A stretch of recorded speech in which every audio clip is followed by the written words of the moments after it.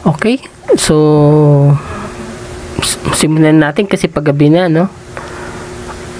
Pwede na tayo mag-start. Ito naman 10 minutes na lang. Okay, so start na tayo. Okay.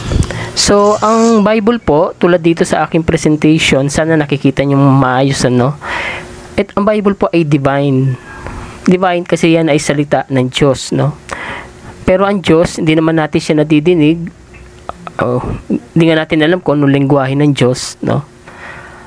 Ang Diyos na yan, gumamit siya ng mga human authors para yung kanyang mensahe ay maisulat sa salita ng tao, no? Kaya ang Bible po, ang pinaka primary author niyan ay Diyos, pero meron siyang human authors, no? Sinulat po yan ng mga tao, at iba't ibang tao ang nagsulat niyan, hindi isa. Iba't ibang tao. At ang Biblia po ay sinulat 2 to 3,000 years ago. So, iba po ang kultura nila, iba yung kanilang lengguwahe, kaya po ang Biblia, hindi po yan natin ini-interpret na parang pag nagbasa tayo, kung ano yung pagkakaintindi natin, yun na yung interpretation, hindi ganon. Okay, remember, ang original language ng Bible ay Hebrew sa Old Testament, na na-translate into Greek. Sa New Testament, ang original language ay Greek. Okay? And then na-translate ito sa Latin, yung Latin Vulgate, bago na-translate sa English. So, ang daming pinagdaanan translation bago na-translate sa English and then Tagalog. Kaya hindi po pwede na tayo, maliban kung tayo ay mga Bible scholars, hindi po pwede na tayo pag nagbasa ng Bible, kung ano yung pagkakaintindi natin sa nabasa, yun na yung gagawin nating interpretation. Hindi po pwede yun. Unless, Bible scholar tayo. Kung nag-aaral kayo ng Hebrew Bible, ng Greek Bible, walang problema, no? Actually, meron pa nga yung biblical archaeology, no? So, maraming pinag-aaralan ang mga Bible scholars natin para maintindihan yung Biblia. So, hindi tayo basta-basta nag-i-interpret, no? Actually, sa ating mga Catholics, ang pinaka-interpreter natin ay ang ating simbahan, no? Yung ating magisterium, no? Yung ating magisterium, sila yung merong teaching authority. Dahil ang ating simbahan, sila yung tumanggap nung katuruan ni Kristo pati ng mga apostoles niya. Okay? So, yung ating interpretation sa Bible, nakabase yon sa katuruan ni Kristo mismo. Tapos meron tayong aklat, yung tinatawag na Catechism of the Catholic Church. Ito yung naglalaman ng interpretation ng simbahan natin sa Biblia. Okay, so sa ating mga Catholic, hindi tayo nagsi-self-interpret, ha. May nag-interpret na para sa atin, at yan ang ating simbahan. Kaya hindi po tayo basta-basta nagbibigay ng sariling interpretation. Okay, now. So katulad na sinabi ko, ang Bible ay sinulat ng tao, may human authors, at may iba't ibang pamamaraan ng pagsusulat. Madalas naririnig natin, for example, ito madalas kong nadidinig, bakit si Jesus Christ, hindi niya sinabi kahit kailan na ako ay Diyos? Diba? Yun ang tanong sa atin madalas, bakit wala kang mababasa sa Bible na categorically sinabi ni Jesus, ako ay Diyos? Okay, kasi ganito yan. Kunin natin yung Gospel of John, kasi 4 ang Gospels, masyadong madami. Kunin natin ang Gospel of John. Ang Gospel of John, ang nagsulat niyan ay si John na isang Hudyo, no? So, ang mga tao nun, may ibang tipong pamamaraan sila ng pagsusulat na ginagawa nila. Depende kung sino ang kanilang audience. O kung kanino nila isinulat yung ebanghelyo nila. Si John, isinulat niya ang ebanghelyo niya para sa mga Hudyo at Gentiles. Now, para ipakilala niya si Jesus, ibabalik niya yung mga Hudyo, pati mga Gentiles sa kasaysayan ng mga Hudyo. Kaya yung paraan ng pagpapakilala ni John kay Jesus Christ bilang Diyos, idiraan niya sa kasaysayan ng mga Hudyo. Kaya sa John mababasa ninyo yung sinabi ni Jesus na, before Abraham, I am. Yun yung pamamaraan ni John ng pagpapakilala ng pagka-Diyos ni Jesus. Ang kanyang literary style, hindi niya categorical na pinasabi kay Jesus na siya ay Diyos, pero ang literary style ni John, ibalik sa kasaysayan ng Hudyo. So yung salitang I am na binanggit ni Jesus Christ, yun ay tumutukoy sa I am na pangalan ni Yahweh na binanggit niya sa Book of Exodus, doon sa kasaysayan ng mga Hudyo. Okay, kaya wag ho nating hahanapin yung paraan ng pagsusulat natin ngayon sa paraan ng pagsusulat sa Biblia. Iba po ang kanilang literary style kasi iba ang kanilang kultura.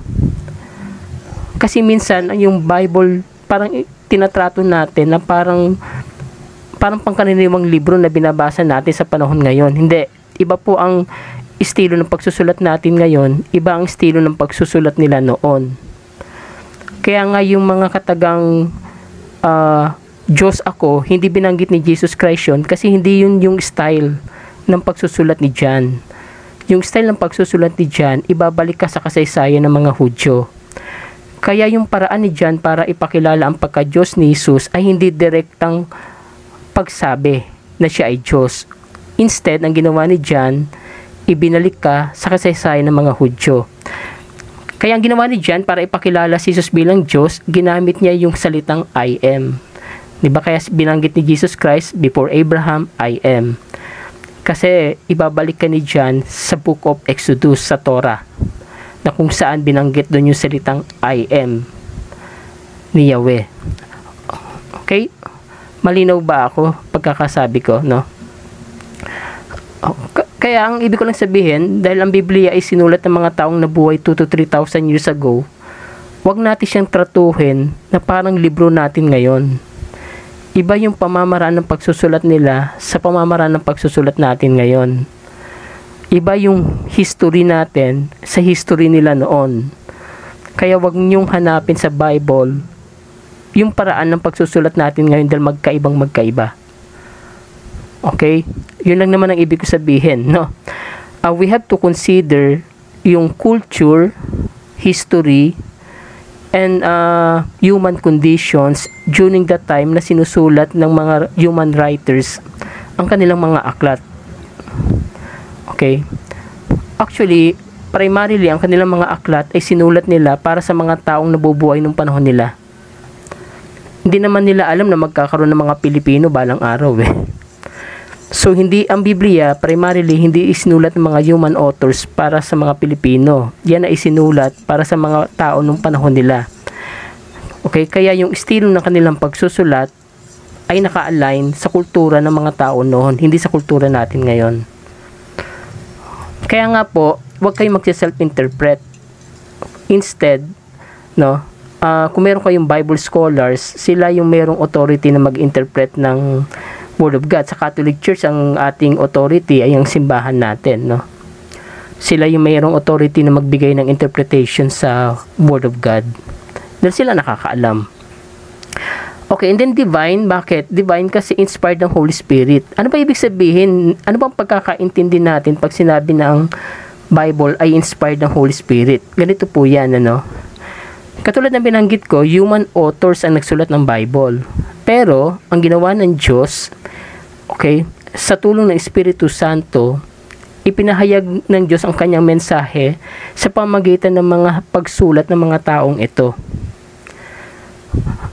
Pero, pag sinabing inspired ng Holy Spirit, hindi nangangahulugan na yung nagsusulat ng Bible ay dinidiktahan ng Diyos kung ano isusulat niya. Hindi. No? Ang ginawa ng Diyos, nirespeto yung pananaw, kultura ng taong nagsusulat. No? Nagawa ng Diyos na ibigay yung mensahe niya sa pamamagitan ng mga human authors na ito nang hindi niya pinakialaman yung pag-iisip, damdamin ng taong nagsusulat. Remember po, ang Diyos ay hindi po nagpo-possess, hindi po siya nagdidikta, hindi siya nagkokontrol ng isip at puso ng tao. Kasi ang Diyos po, pag kumikilos yan, nagpapalaya. Okay? Ang demonyo nagpo-possess. Kaya nga may mga possession tayo, di ba, yung sinasaniban ng masamang espiritu. Kasi ang demonyo, pag kumikilos siya, nagpo-possess yan, kumokontrol.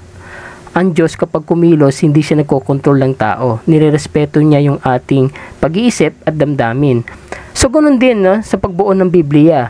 yung mga human authors, nirespeto ng Diyos yung pananaw, pag-iisip at damdamin ng mga nagsusulat. Pero sa kabila nun, nagawa ni Yahweh na ibigay ang kanyang mensahe sa Biblia sa pamagitan ng mga human authors na ito nang hindi ginagalaw ng Diyos ang pag-iisip at damdamin ng mga taong nagsusulat.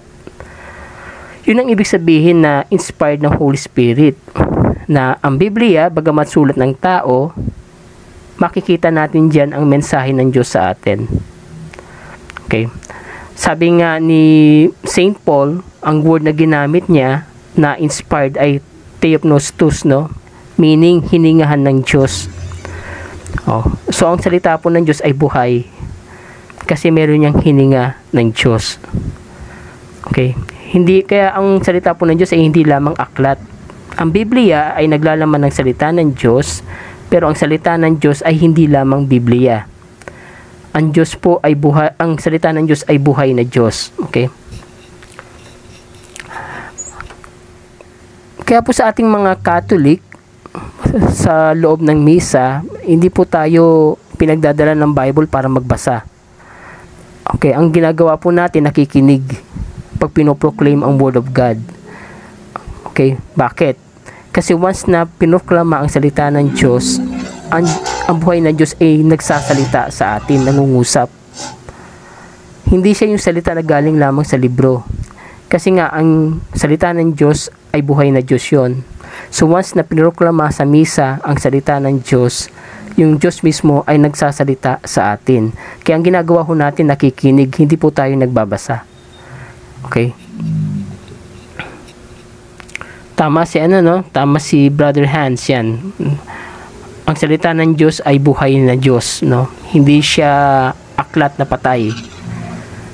Magabat ang Biblia ay salita ng Diyos, yun po ay written Word of God, ang Bible. Pero ang Word of God po ay hindi lamang Biblia. Ang Word of God po ay si Jesus Christ.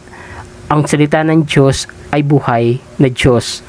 Ngayon, kung ang paniniwala po ninyo na ang salita ng Diyos ay Biblia lamang, then, ang salita pala ng Diyos sa inyo ay patay na aklat. No? Hindi yun ang paniniwala natin, no? Mga Katoliko. Ang paniniwala natin, ang salita ng Diyos ay si Jesus. Ang salita ng Diyos ay buhay na Diyos. Okay? Patuloy na nangungusap sa atin. Now, dahil po ang Biblia ay inspired ng Holy Spirit, meron po yung epekto. Okay, ano yung epekto? Una, unity. Bagamat ang Bible po is composed of 73 books sa Catholic, 66 naman sa mga Protestant. Bagamat yan ay composed of several books, iisa lamang po ang mensahe niyan. May iisang mensahe ang Bible. Bagamat yan ay composed of several books, no? Kaya hindi po pwede na ang interpretation natin sa isang Bible verse ay kokontrahin ng Bible verse galing sa ibang aklat. Minsan yan ang ginagawa sa mga debate. Sa debate mapapansin nyo, gagamit ng Bible verse, interpret nila, and then yung kalaban gagamit din ng Bible verse, kokontrahin yung Bible verse na ginamit nung nauna. Ang lumalabas ngayon, hindi yung dalawang debater ang nagko-contradict. Ang lumalabas yung Bible verse na ginagamit nila ang nagko-contradict. Which is wrong. Kasi ang Bible po hindi pwedeng magkontrahan. Nagkakaroon ng contradiction ang Bible dahil sa maling interpretation. Kaya nagkakaroon ng contradiction. Yan ang isa sa mga problema ng Iglesia ni Cristo actually. Kasi sa Biblia, may mga Bible verse na nagpapahayag ng pagkatao ni Jesus, pero may mga Bible verse din na nagpapahayag ng pagka-Diyos niya. Sa mga Katoliko, hindi siya contradiction. Kasi sa mga Katoliko, naniniwala tayo na si Jesus ay Diyos, at the same time, tao. So, hindi siya nagko-contradict. Sa mga Iglesia ni Cristo, dahil hindi nga sila naniniwala sa pagka-Diyos ni Jesus, ang ginagawa na lamang nila, pinabubulaanan na lamang yung mga Bible verse na nagpapahayag ng pagka-Diyos ni Jesus Christ kahit tuwiran ng sinasabi. No? So again po, no, ang Bible, although it is composed of 73 books sa Catholic, 66 sa Protestant, yan po ay may iisang mensahe. Hindi po pwedeng magkokontrahan ng mga mensahe ng iba't ibang aklat. Iisa po ang mensahe niyan, united po. Okay, united po ang mensahe ng Bible. Pangalawa, completeness. Pag sinabing completeness sa Biblia, hindi ibig sabihin na Bible alone, no? Hindi 'yun ang ibig sabihin ng completeness. Pag sinabing completeness, yung Biblia ay sapat na para magbigay sa atin ng kaligtasan, no? Yung Word of God, no, yung pahayag ng Biblia, sapat na 'yun para magamit natin sa ating kaligtasan. Now, bakit hindi tayo naniniwala sa Bible alone? Bakit meron tayong tinatawag na oral tradition pati magisterium? Kasi yung oral tradition pati magisterium ang magbibigay ng tamang interpretation sa Biblia. No? Pag sinabi natin na merong oral tradition at magisterium, hindi natin sinasabi na ang Bible, yung written word of God, ay hindi sapat. Sapat siya. Sapat siyang pag-aralan para sa kaligtasan natin. Pero yung para mabigyan siya ng tamang interpretation, kinakailangan ng oral tradition pati magisterium, no? And speaking of oral tradition, ano ba ibig sabihin ng oral tradition? Mamaya i-discuss ko, no, yung history nun, ng oral tradition na yon. Kasi bago pa nagkaroon ng written word of God, nagkaroon muna ng oral tradition. Oral ibig sabihin yung ipinapahayag mo ang salita ng Diyos orally. Now, hindi lahat ng aral orally ay naisulat. Ngayon, kinakailangan ngayon yung written word of God mabigyan ng tamang interpretation. Paano? Saan ba galing ang written tradition? Sa oral. So, kinakailangan ng oral para mabigyan ng tamang interpretation yung written, yung nakasulat. Bigyan ko kayo ng example. Itong PowerPoint na ito na nasa harapan nyo ngayon, pag binigyan ko kayo ng kopya nito at ipinamigay nyo sa labas nang hindi nyo sinasabi sa kanila kung paano ko ito ipinaliwanag, yung mga taong makakatanggap ng kopya nito magkakaroon ng iba't ibang interpretation dito sa PowerPoint presentation ko. Diba? Kaya napakahalaga ngayon na kayong mga nakinig, pag nagbigay kayo ng kopya nito, ipapaliwanag nyo sa kanila kung paano ko siya ipinaliwanag sa inyo. Yung pagpapaliwanag ko, yun yung oral tradition. Yung PowerPoint presentation na pinamigay ninyo, yun yung written. Yun yung ibig sabihin na mahalaga ang oral tradition para mabigyan ng tamang interpretation yung written. Okay, ang Catholic Church ang merong oral tradition. So, ang Catholic Church lamang ang pwedeng magbigay ng tamang interpretation doon sa nakasulat. Okay, nakuha nyo yung ibig sabihin, no? Doon sa analogy ko na binigay. So, mahalaga yung oral tradition para mabigyan ng tamang interpretation yung written. Hindi dahil sa hindi sapat ang written, ha. Sapat ang written sa kaligtasan natin, pero para mabigyan siya ng tamang paliwanag, kinakailangan ng oral tradition. At sino lamang ba ang may hawak ng oral tradition na yon? Ang Catholic Church. Kaya nga sila ang magisterium. Sila lamang ang mayroong teaching authority para magbigay ng interpretation sa Biblia. No? So again, bigyan ko lang yung analogy uli para hindi kayo maguluhan. Ang written tradition, for example, itong PowerPoint presentation ko. Pag binigyan ko kayo ng kopya, ibinigay ninyo sa labas. Pag hindi nyo ipinaliwanag sa kanila kung paano ko ito ipinapaliwanag sa inyo ngayon, lahat ng taong makakatanggap ng kopya na ito, magkakaroon ng kanya-kanyang interpretation. So, mahalaga ngayon yung paliwanag ko. Yung paliwanag ko, yun yung oral tradition. No? So, yung oral tradition, yun yung magbibigay ng tamang paliwanag sa written tradition. Ang nangyayari kasi ngayon, no, kumalat yung Biblia, hindi inintindi yung oral tradition, nagkanya-kanya ng interpretation ng tao. Yun yung problema. Okay? Completeness, no? Sacramentality, alam niyo, pag sinabing sacrament, sa ating mga Catholic, naiintindihan natin ang sacrament, no? Ang sacrament, kung mapapansin ninyo, ang Diyos, gumagamit siya ng mga bagay-bagay sa mundo para lamang maging bahagi ng karanasan natin yung pagkilos niya. Halimbawa, no? Si Jesus, nagpagaling siya ng may sakit, no? Nagpagaling siya ng bulag. Si Bartimaeus, ang ginawa ni Jesus Christ, kumuha ng putik, inilagay sa mata ng bulag, dinuraan yung putik, nilagay sa mata ng bulag, tapos inutusan niyang maligo sa ilog Siloam. Kung tatanungin ninyo, bakit kinakailangan si Jesus gumamit ng mga bagay-bagay para pagalingin yung bulag? Pwede naman niyang sabihin na gumaling ka na. Kasi ang Diyos umaapila sa senses ng tao. Hindi kasi natin hindi magiging bahagi ng karanasan natin at realidad ng isang bagay kung hindi siya dadaan alinman do sa senses natin. Di ba meron tayong 5 senses, no? Sense of sight, sense of seeing, sense of smell, sense of touch, di ba? Sense of hearing. So kapag ang isang bagay hindi dumaan sa anumang senses na yon, hindi siya magiging bahagi ng realidad natin. So si Jesus Christ, kaya siya gumamit ng mga bagay-bagay sa mundo para pagalingin yung bulag, para sa pamagitan ng mga bagay-bagay sa mundo ay mararanasan ng bulag yung grasya ni Jesus ng pagpapagaling.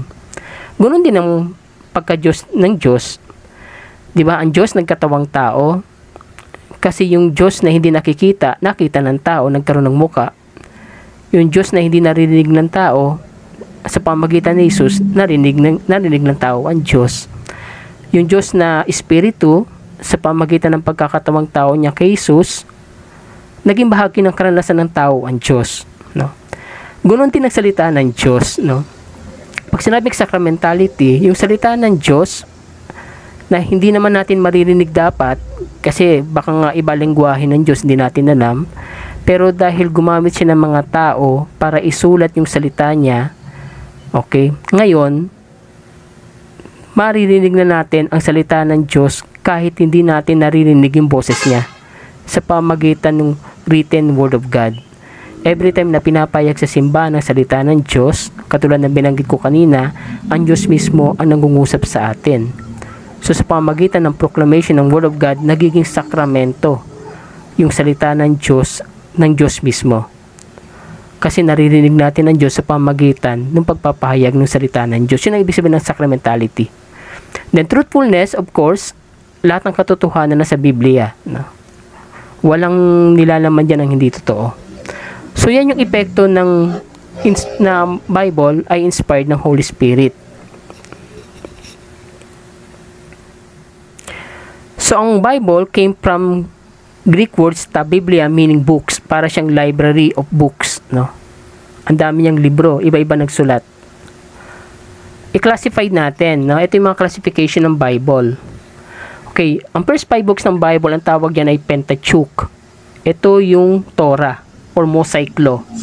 Genesis, Exodus, Leviticus, Numbers, and Deuteronomy. Kaya nga Penta, 5. Pentateuch. Ito naglalaman ng batas ni Moses. Sumunod naman yung historical books. Itong historical books, ito yung narrative, kwento. No, nagsimula yan kay Joshua, Judges, Ruth, 1 Samuel, 2 Samuel, 1 Kings, 2 Kings, 1 Chronicles, 2 Chronicles, Ezra, Nehemiah, Tobit, Judith, Esther, 1 Maccabees, 2 Maccabees. So ito yung historical books sa Old Testament. Kaya historical siya kasi yung style of writing niya ay kwento. Okay? Kaya historical. Kwento yung paraan ng pagkakasulat. Meron namang tinatawag na wisdom books. 7 yan. Job, Psalms, Proverbs, Ecclesiastes, Song of Songs, Wisdom, Sirach. Mga poetic ang dating niyan, ano? Yung genre niya parang awit, parang poem, no, parang tula. Yung normally yung kanilang paraan ng pagkakasulat, yung style of writing.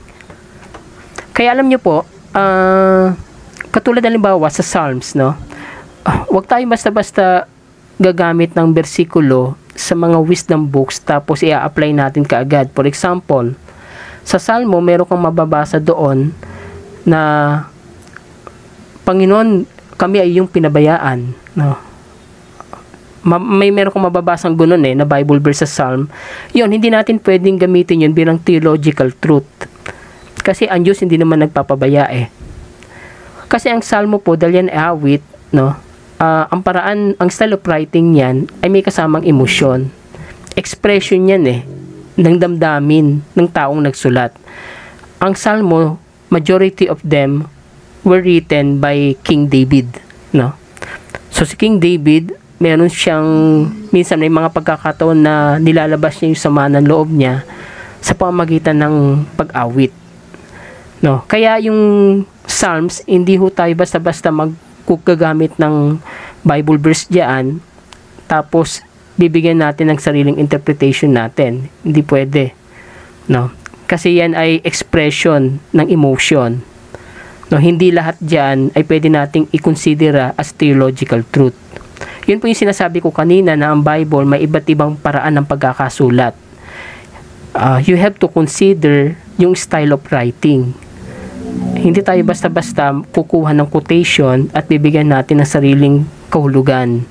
Mahalaga na pag-aralan natin yung libro, yung style of writing niya, para makuha muna natin yung konteksto ng aklat.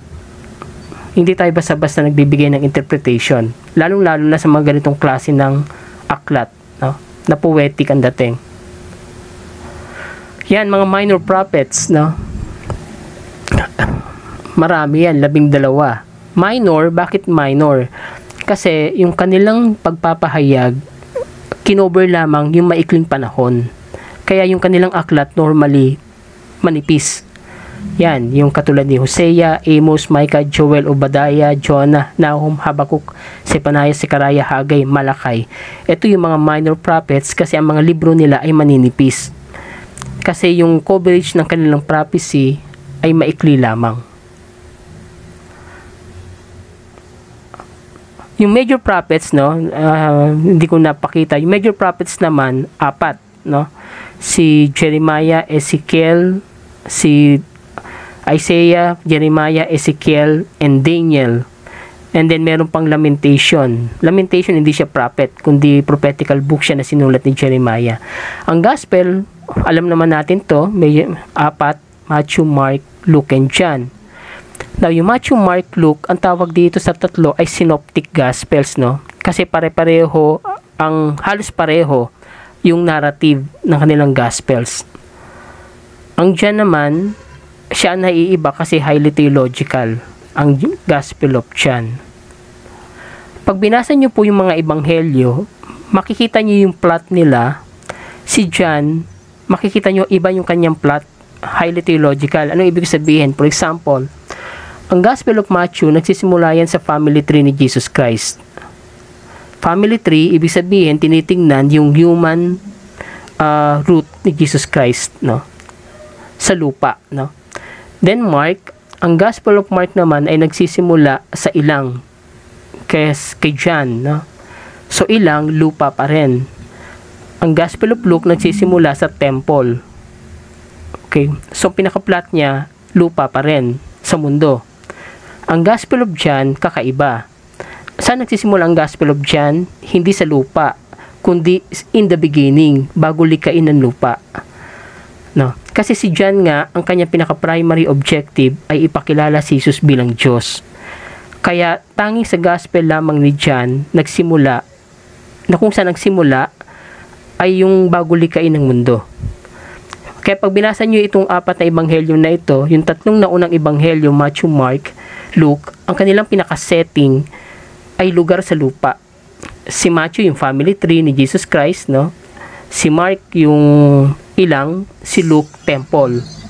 So, sa lupa ang kanilang panimula, yung pinaka-plot. Sa John naman, ang pinaka-plot ay yung creation story, yung bago magsimula ang creation. Kaya nga, si John nagsisimula sa in the beginning, no, yung kanyang gospel. Kasi siya ay highly theological, ang kanyang layunin ipakilala si Jesus bilang Diyos, ang Gospel of John. And by the way, hindi po si Matthew ang unang gospel na nasulat. Ang unang gospel na nasulat ay Gospel of Mark. Dati-rati kasi ang understanding ng mga Bible scholars, si Matthew nauna. But actually si Mark ang nauna, no? Sa mga susunod na Bible session natin, ipapakita ko sa inyo na kung bakit si Mark ang nauna. Kasi may mga naisulat si Matthew at Luke na itinama ni Mark, yung may konting error pagdating sa geography at history, no, na itinama ni Mark. Papakita ko yon. Kaya si Mark ang nauna sa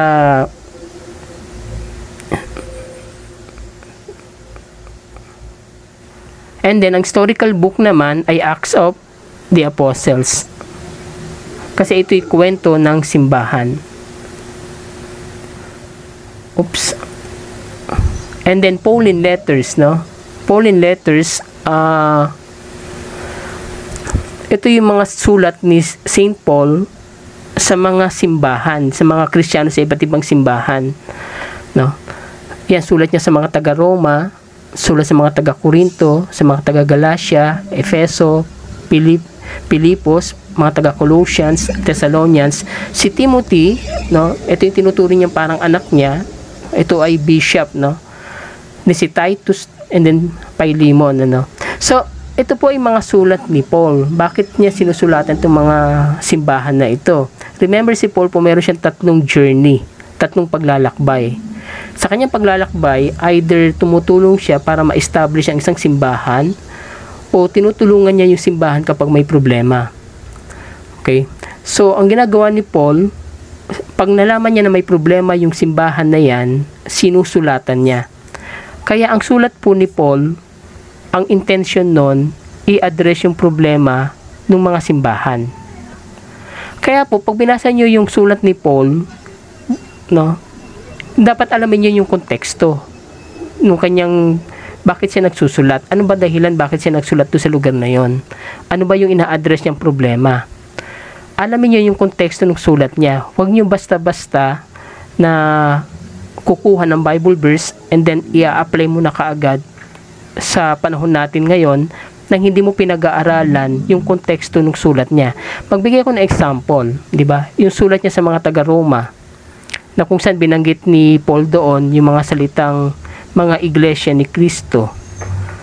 So, yung mga kapatid nating INC, si Felix Manalo, no, kinuha yung salitang mga iglesia ni Cristo, ginamit na pangalan ng simbahan nila para sabihin na sila yung simbahang itinatag ni Jesus. Pero kung titingnan mo yung konteksto ng sulat ni Pablo sa mga taga-Roma, ang sinusulatan niya ay yung mga taga-Roma. Hindi naman siya sumusulat sa mga taga-Pilipino. Wala pa naman Pilipino noon. Hindi naman niya sinulatan si Felix Manalo dahil wala naman si Felix Manalo noon. Ang sinusulatan niya ay mga taga-Roma. So yung tinutukoy niya doon na mga iglesia ni Cristo ay yung mga simbahan na natatag nung panahon niya, no? At hindi yun tumutukoy sa pangalan ng religion. Okay, yun po ay common noun, hindi proper noun. Mayroon din mga Catholic letters, no? Letter to the Hebrews na dati, sulat yan ni Paul, pero ngayon, ang sabi ng mga Bible scholars, wala makapagsabi kung sino ang nagsulat ng letter to the Hebrews. Kaya yan, mapapansin niyo sa Bible nakalagay, letter to the Hebrews. Di ba kay Paul kanina, letter of Paul to the Colossians, letter of Paul to the Galatians. Ito, letter to the Hebrews lang ang nakalagay kasi wala makapagsabi kung sino ang nagsulat ng Hebrews. Then, letter ni James, Peter, John, and Jude. And lastly, Book of Revelation, considered as apocalyptic book. So, yung Bible po natin, parang library yan, no? May classification yan. Di ba sa library, pag pumunta ka, merong social sciences, di ba? Merong general reference, di ba? Yung library, may iba't ibang section. Ganoon din ang Bible. May iba't ibang classification siya para siyang library of books, no? Naka-classified siya according sa genre. Okay? So, ganoon din ang Bible para siyang library. Pero, katulad ng binanggit ko kanina, bagamat ito'y iba't ibang aklat, ito ay may isang mensahe.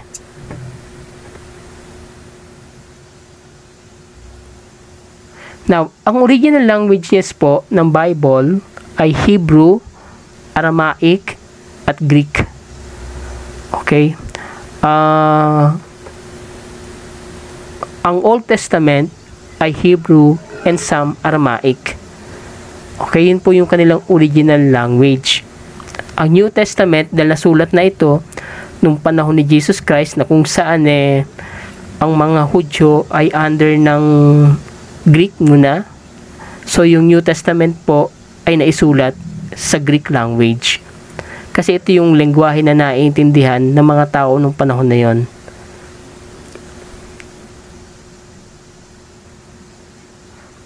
Ito naman yung Vulgate, no? Dahil ang salitang Latin, ang universal language, hindi English nung time na yon, kundi Latin. So the Catholic Church decided to translate yung Bible, yung Greek Bible, into Latin. Ito nga yung Latin ang naging basis ng pagta-translate naman sa English. No, wala namang nag-translate from Greek to English, no. Latin to English ang tinranslate natin. Ito na, paano ba nabuo ang Biblia? Okay, ipaliwanag natin. Una, syempre may pangyayari. Nagsimula sa event. Diba? Ang Diyos kumilos muna sa kasaysayan ng tao. And then yung event na yan, ipinasa orally. Sa Old Testament at New Testament, pareho to, ha. Diba? Ipinasa orally. Sige, punta tayo sa Old Testament. Kailan na isulat ang scripture sa Old Testament? Naisulat po ang scripture sa Old Testament nung Babylonian exile. Diba ang karya ni David nahati sa dalawa? Northern Kingdom of Israel, Southern Kingdom of Judah. Yung Northern Kingdom of Israel sinakop ng Assyria, yung Southern Kingdom of Judah sinakop ng Babylonia. At sinira yung Jerusalem Temple. Nung panahon na sinira ang Jerusalem Temple at sinakop sila ng Babylonia, doon sila napag-isip na ano ang nangyari sa atin? Bakit nangyari sa atin to? Nawala yung lupain na pinangako ng Diyos sa atin. Nawala yung templo natin na pinangako ng Diyos. Ano ba ang nangyari sa atin? Ano ba ang ginawa natin? So, yun yung pagkakataon na binalikan ng mga Hudyo yung kasaysayan nila. Binalikan ng mga Israelita yung kasaysayan nila. Ito around mga 700 to 600 BC. No? So, habang binabalikan nila yung kasaysayan nila, doon sila nagsimulang magsulat. So imagine, from the time of Abraham hanggang nung panahon ng Babylonian exile, mahigit 1,000 taon ang nakalipas bago na isulat yung kasaysayan sa Old Testament. No? Bago siya na isulat. Kaya yung scripture ng Old Testament, produkto ho yan ng oral tradition din. No? Parang ang nangyari noon, parang salin-salin orally, kwento ng kwento, kinukwento lamang yung kasaysayan nila. Tapos isinulat na nila nung panahon ng Babylonian exile. So it took more than 1,000 years bago na isulat yung kasaysayan sa Old Testament. Okay, and then nung isinulat, nagkaroon ng redaction. Ano meaning ng redaction? Pag sinabing redaction, yung mga human authors ng Bible, hindi lahat ng kwento isinusulat nilang eksakto. Minsan, binabago nila yung kwento para lamang maipahayag yung mensahe na gusto nilang iparating. Yung mensahe na gustong iparating ng Diyos, no? Kaya yung written tradition, hindi yun eksakto doon sa kung ano yung totoong nangyari talaga. Magbigay ako ng isang halimbawa. Kung kayo po nagbasa ng Bible, alam nyo ba yung storya ng Book of Joshua? Di ba sa Book of Joshua, 7 araw sila at 7 ulit na umikot doon sa Wall of Jericho. Yung sasakupin nila ang Jericho, di ba? And then bigla sila nagtrumpet. Tapos bumaksak yung Wall of Jericho. Okay. According sa biblical archaeology, walang nangyaring pagbaksak na Wall of Jericho. Biblical archaeology po ito, ha. Walang nangyaring pagbaksak na Wall of Jericho. May nangyaring pagsakop, pero walang Jericho wall na bumaksak. So, yun ang ibig sabihin na yung mga nagsulat ng Bible, sinusulat nila na sinakop yung Jericho, pero may idinadagdag sila para lamang meron silang nais iparating na mensahe. Now, baka sabihin nyo, di sinungaling pala yung nagsulat ng Bible. Hindi po. Kasi hindi sila historian. Yun yung sinasabi ko na ang Bible po, iba ang style of writing. Hindi ho sila mga historian. Hindi nila intensyon na magbigay ng accurate na history, ng accurate na kasaysayan nila. Sila po ay mga theologian. Ang intention nila mag-provide ano ba ang mensahe ng Diyos sa atin. Okay? So, kaya yung Wall of Jericho, ano ba mensahe doon? Ang mensahe doon sa Wall of Jericho na yung pagkakasakop nila sa Jericho ay hindi galing sa sarili nilang lakas, kundi galing sa lakas ng Diyos. Yun yung mensahe na nais iparating ng writer. Pero historically speaking, according sa mga biblical archaeologists, there's no such thing as the fall of Jericho wall. Walang Jericho wall na bumaksak. Sinakop nila. May nangyaring sakupan na nangyari. Pero yung pagbaksak ng wall, walang nangyari. Okay?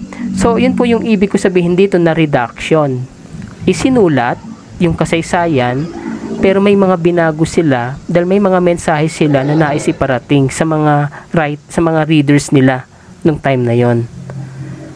And then canonization, pag sinabing canonize, ibig sabihin parang dineclare nila na itong mga naisulat natin, ito yung tatanggapin natin bilang scripture natin. Wala na tayong ibang tatanggapin pa. Yun ang ibig sabihin ng canonization. Okay?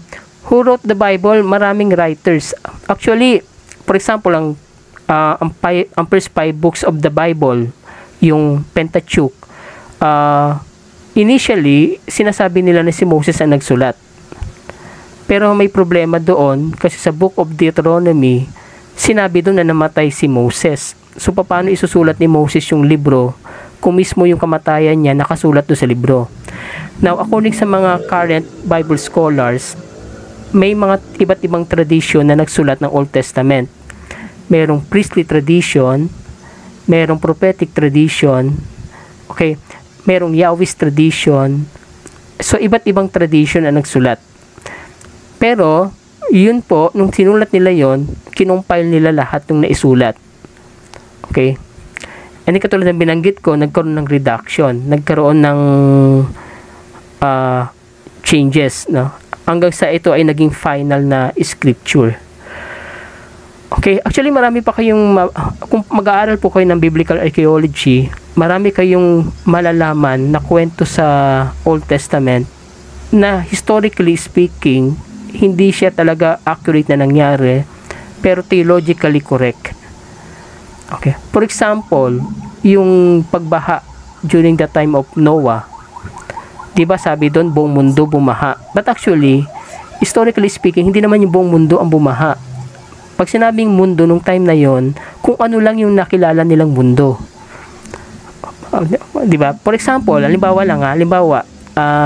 buong buhay mo, wala kang ibang alam na bansa kundi Pilipinas.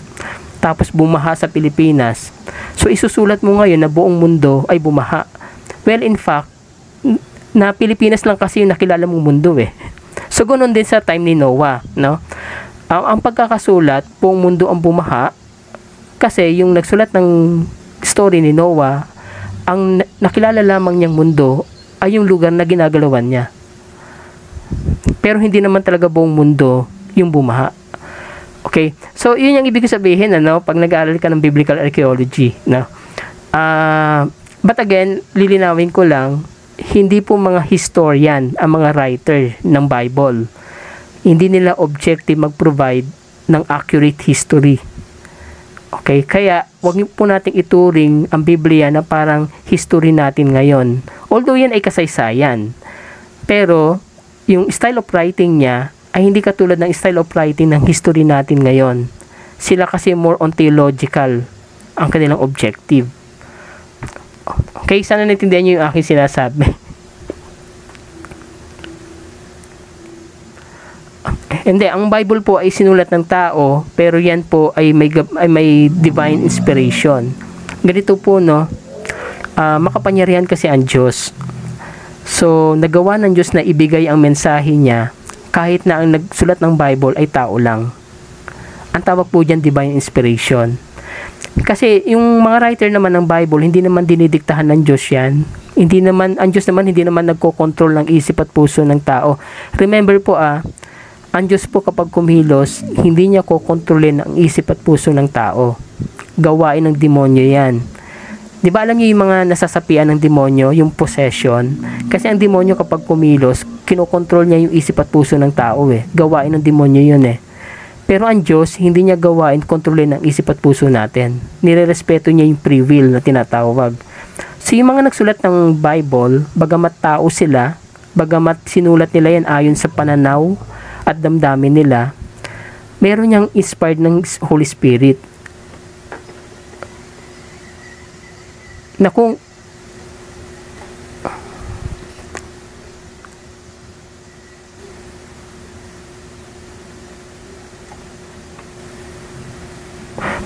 nawala ako bigla inspired sila ng Holy Spirit na kung saan nagawa ng Diyos na iparating ang mensahe nila sa pamagitan ng mga human authors ng Bible nang hindi pinakikialaman ng Diyos ang isip at damdamin ng nagsusulat.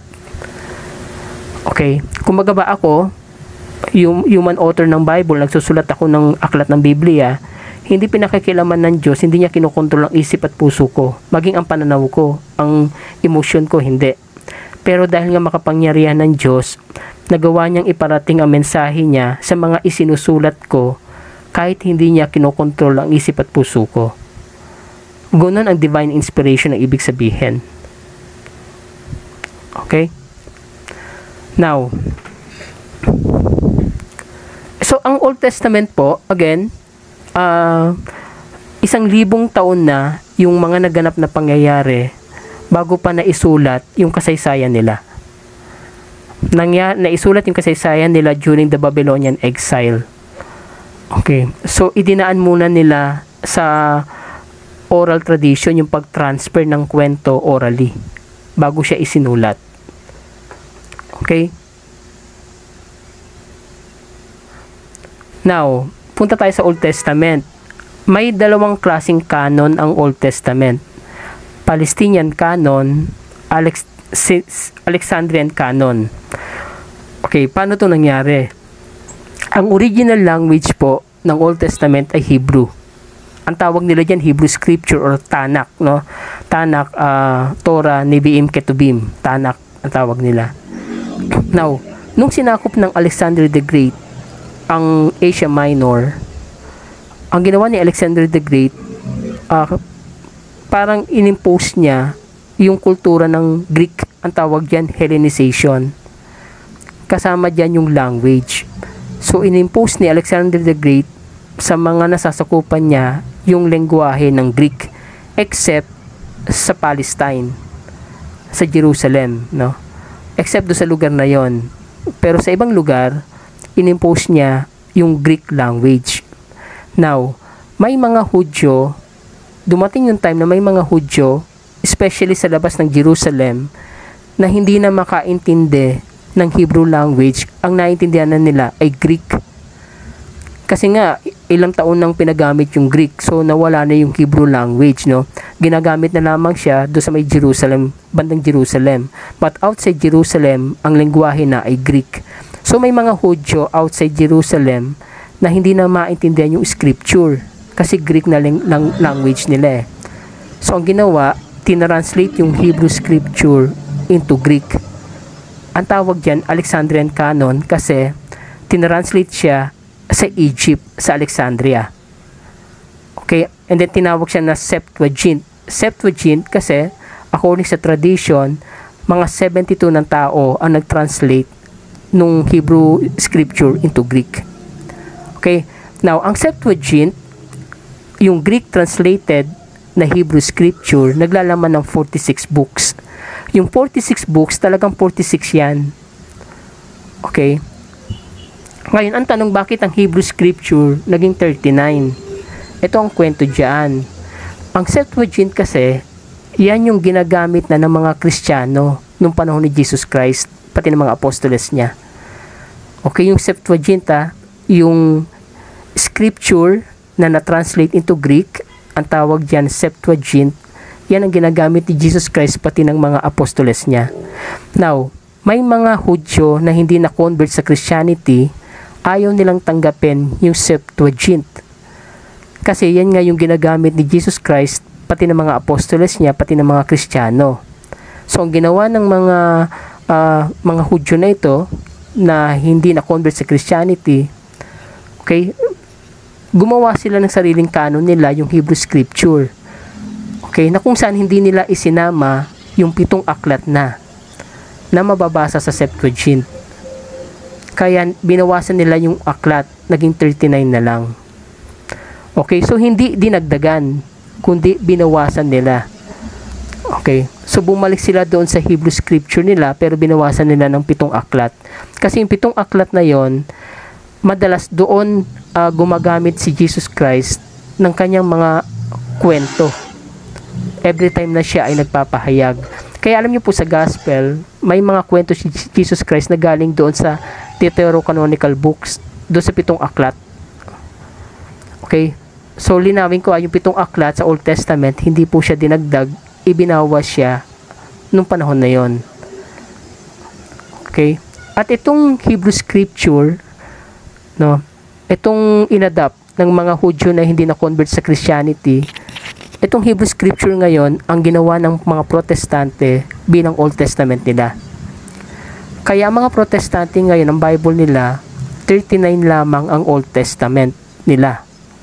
Kasi ang inadapt nilang Scripture ay yung Hebrew Scripture na inadapt ng mga Hudyo na hindi naniwala kay Kristo. Ang Catholic Church, ang inadapt na Old Testament ay yung Septuagint. Kasi ang Septuagint, ito yung Hebrew Scripture na na-translate into Greek na ginagamit ni Jesus Christ pati ng mga apostoles. Kaya ito yung ginawa ng Catholic Church bilang Old Testament ng Bible natin ngayon.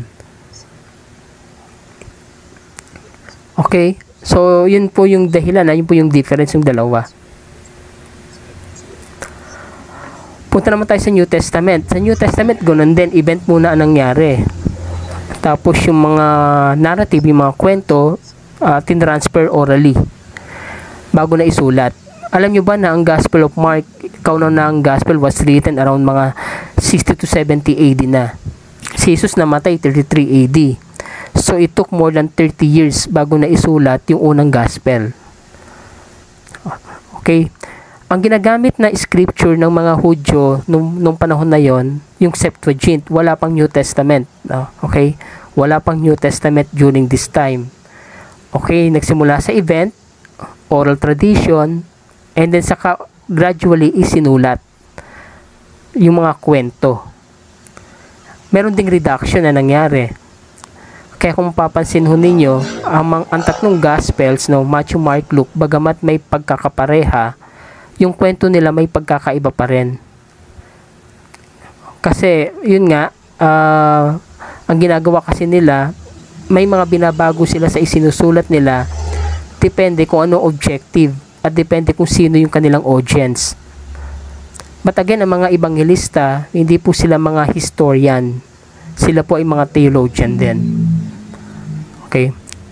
And then, canonize, ang Catholic Church na ang namili niyan, namili ng mga aklat sa New Testament.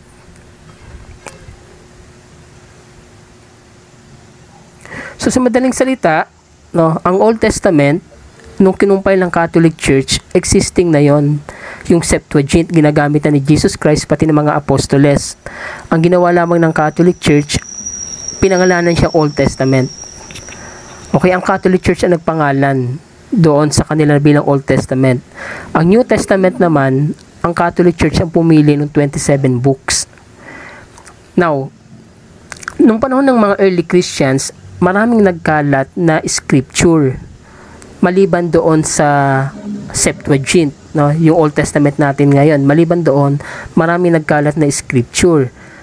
Magbigay ako ng mga ilang example. Ito yung mga Infancy Gospel of James, Infancy Gospel of Thomas, Sayings Gospel of Thomas, Gospel of Peter, Judas, Mary Magdalene. So, ilan lamang yan sa mga scripture na nagkalat nung panahon ng mga early Christians. Marami yon. So, ngayon, nalilito yung mga early Christians ano bang scripture ang tatanggapin namin? Kasi sa sobrang daming nagkalat na. Aside sa Septuagint, may mga nagkalat pa na iba't ibang scripture.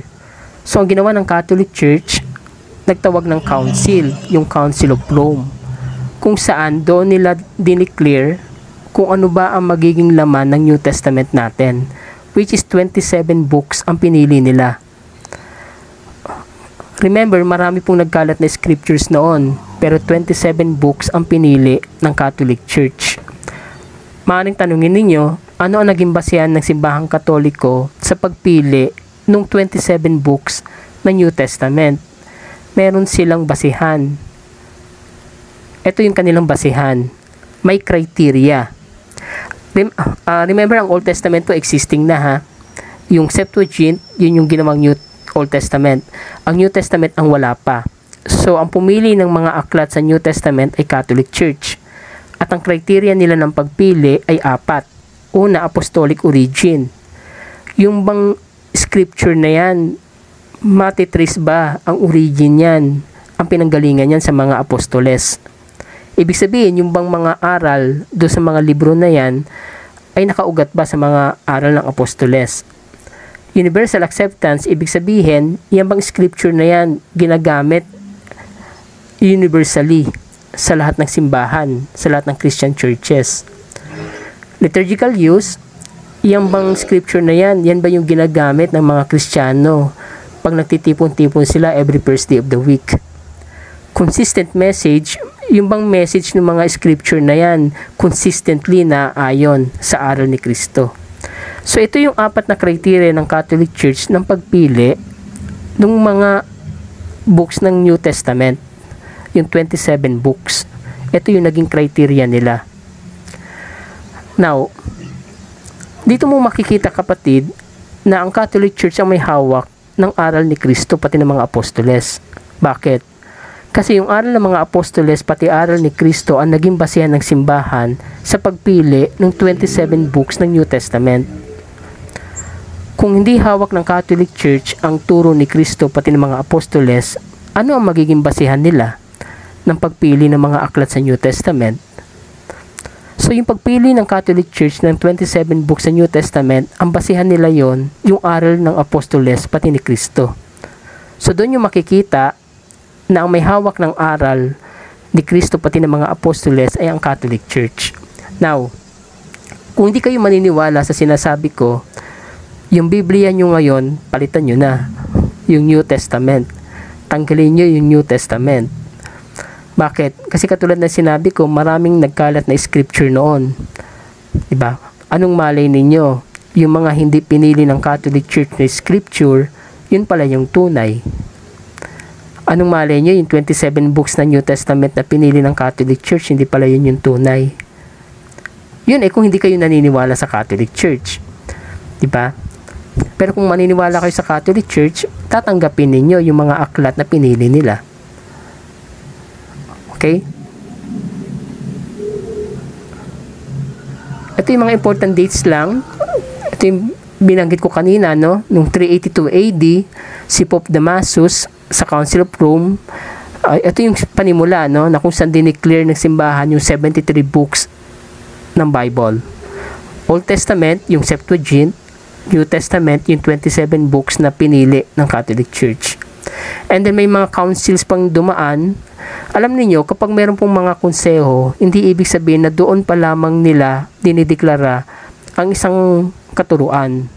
Pag may mga konsehong dumating pa, ibig sabihin lamang nun na may mga confusion na nangyayari na kailangang linawin ng simbahan. Katulad nito, 382 AD, na-declare na yung 73 books. Pero may mga darating pang councils, 393, 397, 419, 787, 1442 AD. Ang mga councils na ito, sila lamang ang nagbigay linaw doon sa 73 books na existing na. Okay, and then 5336 AD, si Martin Luther, nag-translate pala ng sarili niyang Bible to, no? From Greek to German. Tapos may mga inalis siya na libro sa New Testament. And then April 4, 1956 sa Council of Trent, dito in-affirm na yung 7 Deuterocanonical books ay kapareho din naman ng lahat ng ibang canonical books.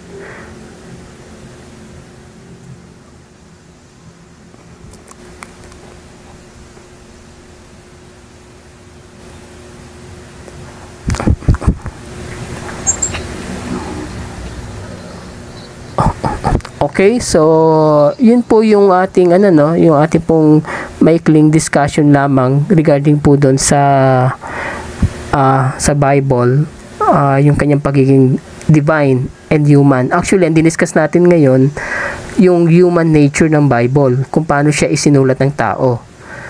Sa susunod, i-discuss naman natin yung divine nature ng Bible, no? Ngayon ang diniscuss natin yung human nature. Ang gusto ko lang matandaan ninyo na ang Biblia po, bagamat yan ay salita ng Diyos, isinulat yan ng tao. At dahil isinulat ng tao, mahalaga na pag-aralan ninyo yung kultura, kasaysayan, kaisipan ng mga taong nagsulat. No? Hindi po pwede na babasahin nyo lang ang Bible and then bibigyan nyo ng sariling interpretation ninyo na hindi nyo pinag-aaralan. Mahalaga na pag-aralan po natin yung bawat aklat, yung kultura ng bawat aklat, kung sino yung author, anong intention ng author, bakit niya sinulat yung aklat niya, anong kultura nila noon, ano ba ang kasaysayan nila noon, para maintindihan natin yung nilalaman mismo, yung mensahe mismo na nilalaman ng mga aklat sa Biblia. Okay? Magbigay ako ng isang example na lang kung bakit sinabi ko na pag-aralan yung kultura ng Biblia. Sa Bible, may sinasabi po doon na si Mama Mary at Joseph was betrothed. No? Bago sila nagsama, they were betrothed. Sa panahon natin ngayon, ang salitang betrothal ay engagement, hindi kasal. Meron nga akong napanood na video ni Brother Eli Soriano na sinabi niya mismo na hindi raw kasal si Maria pati si Joseph kasi betrothed lang daw. Okay, kung sa kultura natin ngayon, ang salitang betrothal po, engagement lang talaga. Pero dahil nga ang Biblia ay isinulat 2,000 to 3,000 years ago, iba ho ang kultura ng Biblia. Nung panahon na yon, sa kultura ng mga Hudyo, ang betrothal po ay unang araw ng kasal. Ang mga Hudyo po kasi, ang kanilang kasal ay 7 araw. Kasi ang 7 po kasi meaning covenant So 7 araw ang kasal sa kanila. Yung unang araw ng kasal, ang tawag doon betrothal. At sa panahon na yon, kapag ang babae at lalaki ay betrothed, legally binding na. Meaning, kasal na talaga sila. Kahit unang araw pa lang ng kasal. Okay? So, kung i-interpret natin yung scripture based sa kultura natin, lalabas na si Maria at Joseph hindi kasal. Okay? Pero kung ang pagbabasehan natin ay yung kultura ng Biblia noon, lalabas na si Maria at Joseph ay kasal talaga. Yun yung ibig ko pong sabihin. Na since ang Bible ay sinulat ng tao at yung taong sumulat niyan ay nabuhay 2,000 to 3,000 years ago, iba po ang kultura nila. So mahalaga na pag-aralan natin yung kultura ng mga taong nagsulat ng Biblia para hindi natin mabigyan ng maling interpretation yung nakasulat sa Bible. Okay? Yun po yung ibig ko lamang sabihin.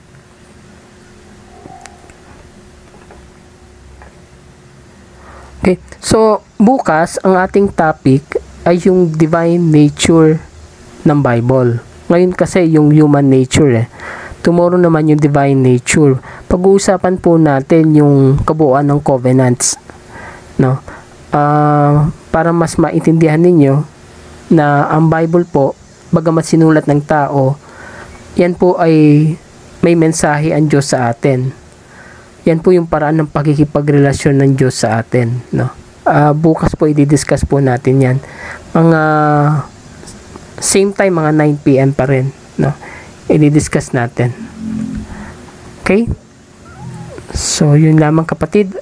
Ako'y may pasok pa. Maraming salamat and God bless po sa inyong lahat. I-upload ko sa YouTube ito para at least mapanood po ninyo, no, sa YouTube. Okay?